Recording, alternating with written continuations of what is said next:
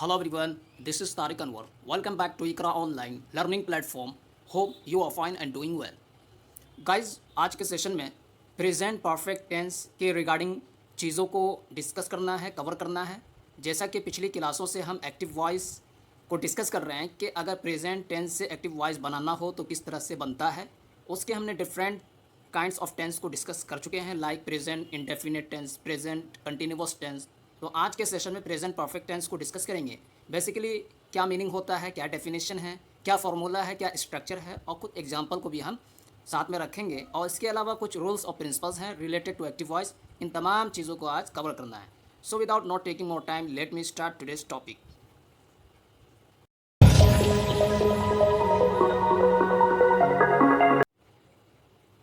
Active voice, present perfect tense.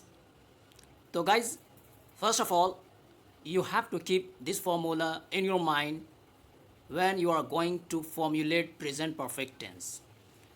तो present perfect tense को बनाने का फॉर्मूला ये है कि सबसे पहले आपको सब्जेक्ट यूज़ करना है, देन ऑक्सिलियरी वर्ब हैव और has according to subject, then past participle यानी वर्ब का तीसरा फॉर्म, वर्ब का थर्ड फॉर्म को यूज़ करना है, then the rest of the sentence. Subject plus auxiliary verb have has according to subject, then past participle, it means we3, then the rest of the sentence। तो इससे present perfect tense का formulation हुआ करता है। First of all affirmative sentence को हम देख लेते हैं ताकि ये फॉर्मूला को समझना और प्रेजेंट परफेक्ट टेंस का मेमोरी में सेव होना ईजी हो जाए। So first sentence is I have finished my work. I have finished my work कि मैं अपने काम को ख़त्म कर चुका हूँ। गाइस, प्रेजेंट परफेक्ट टेंस में लास्ट में चुका चुकी का मीनिंग होता है। जैसे आई हैव फिनिश्ड माई वर्क कि मैं अपना काम ख़त्म कर चुका हूँ, फिनिश कर चुका हूँ। तो फॉर्मूला को यहाँ अप्लाई करते हैं। First subject, then auxiliary verb have को यूज़ किया गया है इस सेंटेंस में अकॉर्डिंग टू सब्जेक्ट। आई के साथ हैव यूज़ होता है, इस वजह से यहाँ हैव को यूज़ किया गया है। देन V3 यानी पास्ट पार्टिसिपल, फिनिश्ड, इसका बेस फॉर्म है finish, finished, finished. Then my work, the rest of the sentence.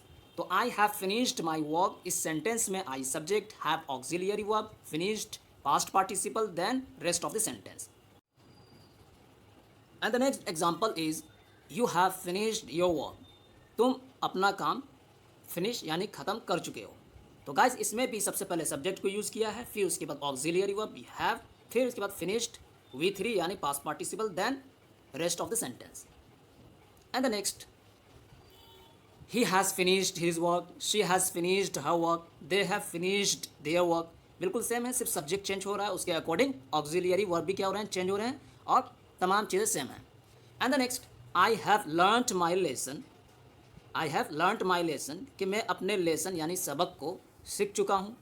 तो गाइस, इस सेंटेंस में I subject, have auxiliary verb, learned ये क्या है, V3 यानी पास्ट पार्टिसिपल है, then rest of the sentence यानी object, I have learned my lesson. And the next, I have consulted my doctor कि मैं अपने डॉक्टर से क्या किया, मशवरा किया हूँ, मशवरा कर चुका हूँ, आई have consulted my doctor.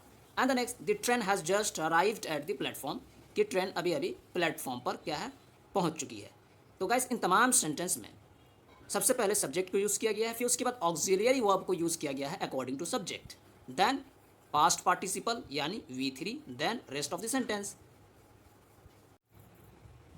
The next, these sentences show that the work is finished but it has not been long since the work was finished. Guys, यहाँ पर मैंने कुछ सेंटेंस को मेंशन किया था प्रेजेंट परफेक्ट टेंस को समझाने के लिए। तो प्रेजेंट परफेक्ट टेंस उस टेंस को कहते हैं जहाँ पर एक कार्य को स्टार्ट किया गया, एक एक्शन या कोई भी इवेंट चल रहा था, वो प्रेजेंट में, करंट में क्या हुआ, फिनिश हुआ, ख़त्म हुआ, कंप्लीट हुआ, मगर उस काम के कंप्लीट हुए ज़्यादा वक्त नहीं गुजरा, यानी कि वो काम अभी अभी क्या हुआ है, फिनिश हुआ है, मुकम्मल हुआ है। तो ये मतलब होता है प्रेजेंट परफेक्ट टेंस का। And the next, rule number 1, in these sentences, have is used by adding we, you, they. It means plural with the third form of the verb.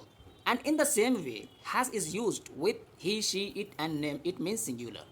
Guys, rule number 1 में इस बात को बताना चाह रहे हैं कि जितने भी सेंटेंस को अभी मैंने मेंशन किया, like I have consulted my doctor, तो आई के साथ यहाँ पे हैव को यूज़ किया गया। The train has just arrive at the platform, तो यहाँ पर द ट्रेन के साथ हैज़ को यूज़ किया गया। She has given her watch to her mother, कि उसने अपनी वॉच को अपनी माँ को दिया, तो यहाँ पर शी के साथ हैज़ का यूज़ हुआ। तो उसी के रिगार्डिंग यहाँ पर रूल नंबर 1 में इस बात को बताया जा रहा है कि जो वर्ड हैव है, हैव का प्रयोग कब करते हैं, जब सब्जेक्ट में यू, दे, वी या कोई प्लूरल फॉर्म को यूज़ किया जा रहा है, या कोई भी सेंटेंस यू, दे, वी या प्लूरल नाउन के साथ स्टार्ट हो रहा है, तो वहाँ पर हम प्रेजेंट परफेक्ट टेंस में हैव का प्रयोग करते हैं। और इसके बरखिलाफ़, यानी कि अगर थर्ड पर्सन हो, जैसे ही, शी, इट या सिंगुलर नाउन हो और प्रेजेंट परफेक्ट टेंस का सेंटेंस बनाना हो, तो वहाँ पर हम हैज़ का इस्तेमाल करते हैं, हैज़ को प्रयोग करते हैं। जैसे कि एग्जांपल में है, he has given his book to my friend, the train has just arrive at the platform, the train has gone from the platform.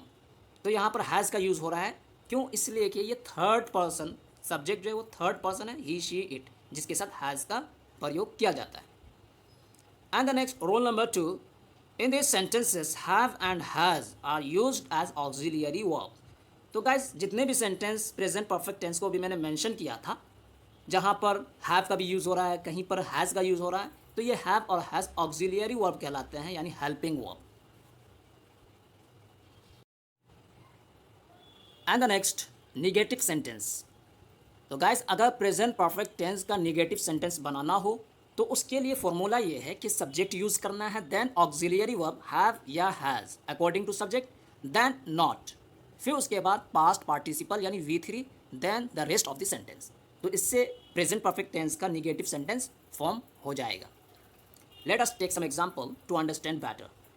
I have not finished my work, मैं अपना काम फिनिश नहीं कर चुका हूँ, या मैंने अपना काम मुकम्मल नहीं किया है।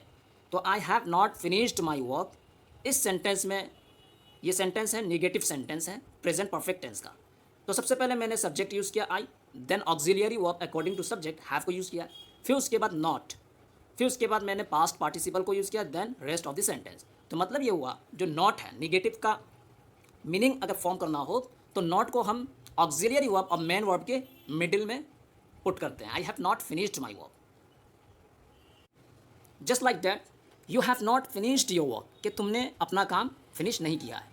He has not finished his work, she has not finished her work, they have not finished their work, वे लोग अपने काम फिनिश नहीं कर चुके हैं। And the next, I have not given my watch to her, कि मैं अपना वॉच उसे नहीं दिया। They have not troubled me, कि वे लोग मुझे परेशान नहीं कर चुके हैं। Father has not seen Taj Mahal yet, कि फादर अभी तक ताजमहल को देखे नहीं हैं। तो इन तमाम सेंटेंस में, एग्जाम्पल में, अकॉर्डिंग टू रूल सबसे पहले हमने सब्जेक्ट को यूज़ किया है, फिर उसके बाद auxiliary verb according to subject, then not, then past participle, फिर उसके बाद rest of the sentence. And the next rule number 1, in negative sentences not is used between have और has and the third form of the verb. तो guys, rule number 1 में इसी बात को बता रहे हैं कि अगर नेगेटिव सेंटेंस बनाना हो प्रेजेंट परफेक्ट टेंस का, तो नॉट का प्रयोग कहाँ करते हैं, मेन वर्ब और ऑक्सिलियरी वर्ब के मिडिल में। जैसे दे have not troubled me, troubled main verb हो गया और हैव ऑक्सिलियरी वर्ब, उसके बीच में नॉट को यूज़ किया गया है। Interrogative sentences. तो गाइस, अगर आपको प्रेजेंट परफेक्ट टेंस का इंटरोगेटिव सेंटेंस यानी सवालिया जुमला बनाना हो, तो उसके लिए भी फॉर्मूला है, वो ये है कि सबसे पहले आपको ऑक्सिलियरी वर्ब हैव या हैज़ को यूज़ करना है, then subject, then past participle यानी V3, फिर उसके बाद rest of the sentence. Let us take some example to understand better. Have I finished my work, क्या मैं अपना काम फिनिश कर चुका हूँ। तो have I finished my work, ये क्या है, इंट्रोगेटिव सेंटेंस है प्रेजेंट परफेक्ट टेंस का। तो सबसे पहले मैंने फॉर्मूला के अकॉर्डिंग ऑक्सिलियरी वर्ब को यूज़ किया, have according to subject, then I, फिर उसके बाद पास्ट पार्टिसिपल, फिर उसके बाद rest of the sentence. Just like that, have you finished your work, has he finished his work, has she finished her work, have they finished their work. इन तमाम example में auxiliary verb को पहले use किया गया है, फिर उसके बाद सब्जेक्ट, फिर उसके बाद क्या है, past participle, then rest of the sentence. तो ये इंट्रोगेटिव सेंटेंस बनाने का फॉर्मूला हुआ। कुछ और एग्जाम्पल को मैंने मेंशन किया है related to present perfect tense interrogative sentence. How many questions have you done yet? अब तक तुमने कितने क्वेश्चन यानी सवालात को कर लिए हैं। Has the milkman not come so far? कि दूध वाला अभी तक क्या नहीं आया? Have you ever seen a white elephant? क्या तुमने कभी वाइट एलिफेंट को देखा है? Rule number 1, if the interrogative sentence begins with the word क्या, then do not translate क्या but use have or has before the subject according to the subject and the rest of the sentence remains the same। तो guys rule number में इस बात को बता रहे हैं कि अगर इंट्रोगेटिव सेंटेंस, कोई भी इंट्रोगेटिव सेंटेंस वर्ड यानी कि क्या से स्टार्ट होता है, जैसे क्या मैंने अपना काम फिनिश कर चुका हूँ, अगर कोई भी इंट्रोगेटिव सेंटेंस क्या से स्टार्ट हो तो हम अंग्रेज़ी में, इंग्लिश में क्या का ट्रांसलेशन यानी तर्जमा नहीं करते हैं, मगर मीनिंग को पैदा करने के लिए, बनाने के लिए हम ऑक्सिलियरी वर्ब को पहले यूज़ करते हैं, फिर उसके बाद सब्जेक्ट, फिर उसके बाद पास्ट पार्टिसिपल। जैसे कि have you ever seen a white elephant? क्या तुमने वाइट एलिफेंट को देखा है? तो इस सेंटेंस में क्या का ट्रांसलेशन तर्जमा पहले हो रहा है, इस वजह से, यानी इसी से क्या है, क्या से ही सेंटेंस का स्टार्टिंग हो रहा है, इस वजह से हम यहाँ पर ऑक्सिलियरी वर्ब को पहले यूज़ करेंगे, यानी कि उस क्या का ट्रांसलेशन नहीं करेंगे। व्हाट, हैव को पहले यूज़ कर लिया ऑक्सिलियरी वर्ब, फिर उसके बाद सब्जेक्ट, फिर उसके बाद past participle। And rule number 2, if a question word such as why, what, where, when comes in the middle of the question sentence, first of all write the translation of those words। तो guys rule number में इसी बात को बतला रहे हैं कि अगर कोई question word like why, what, where या व्हेन, इस जैसे क्वेश्चन वर्ड अगर क्वेश्चन सेंटेंस यानी इंट्रोगेटिव सेंटेंस के मिडिल में आ जाए तो फर्स्ट ऑफ ऑल इन वर्ड्स का क्या करना है, ट्रांसलेशन करना है, फिर उसके बाद सब्जेक्ट, फिर उसके बाद पास्ट पार्टिसिपल। जैसे for example where have you gone so far? तुम अब तक कहाँ पहुँच चुके हो? तो इस एग्जांपल में गाइज वेयर यानी कहाँ का ट्रांसलेशन बीच में आ रहा है, इस वजह से हम सबसे पहले वेयर जो वर्ड है उसको रखेंगे, फिर उसके बाद ऑक्सिलियरी वर्ब, फिर उसके बाद सब्जेक्ट, फिर उसके बाद पास्ट पार्टिसिपल। जैसे where have you gone so far. तो रूल नंबर में 2 में इसी बात को बताया गया है कि अगर व्हाट, वेयर, व्हेन यानी कब, कहाँ, क्यों का ट्रांसलेशन यानी कि इंट्रोगेटिव सेंटेंस के बीच में होता है तो सबसे पहले इन वर्ड का ट्रांसलेशन करते हैं, फिर उसके बाद ऑक्सिलियरी वर्ब, फिर उसके बाद सब्जेक्ट, फिर उसके बाद पास्ट पार्टिसिपल को रखते हैं। ये स्ट्रक्चर होता है इंट्रोगेटिव सेंटेंस के बनाने का। And the next rule number 3, if the interrogative sentence is also negative then not is before the third form of the verb.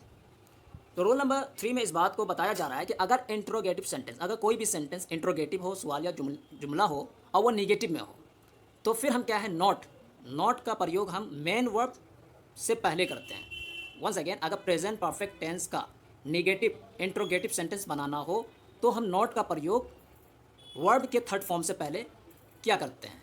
जैसे कि for example have you not finished your work?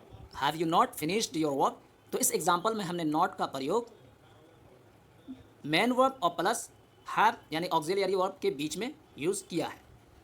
And the next rule number 4, for अब तक we use so फार और yet for कभी we use ever. तो guys ऊपर कुछ example आए थे जहाँ पर हमने सो फार को यूज़ किया, जैसे कि have you ever seen a white elephant. इसी तरह हमने यूज़ किया था have you gone, where have you gone so far, तुम अब तक कहाँ पहुँच चुके हो। तो अब तक या कभी, इसका जो मीनिंग होता है, इसका जो ट्रांसलेशन हम करते हैं इंग्लिश में सो फार से करते हैं। अब तक का अगर ट्रांसलेशन करना हो तो सो फार या येट, और कभी के लिए हम एवर का यूज़ किया करते हैं। तो गाइस ये था प्रेजेंट परफेक्ट टेंस जिसको हमने मल्टीपल एग्जांपल के साथ अंडरस्टैंड करने की कोशिश की है। आई होप कि ये कॉन्सेप्ट आपका क्लियर हो गया होगा। नेक्स्ट वीडियो में हम प्रेजेंट परफेक्ट कंटिन्यूअस टेंस के साथ मिलेंगे। तब तक के लिए टेक केयर। वीडियो को लाइक, शेयर और सब्सक्राइब करें। Thank you very much. Bye bye.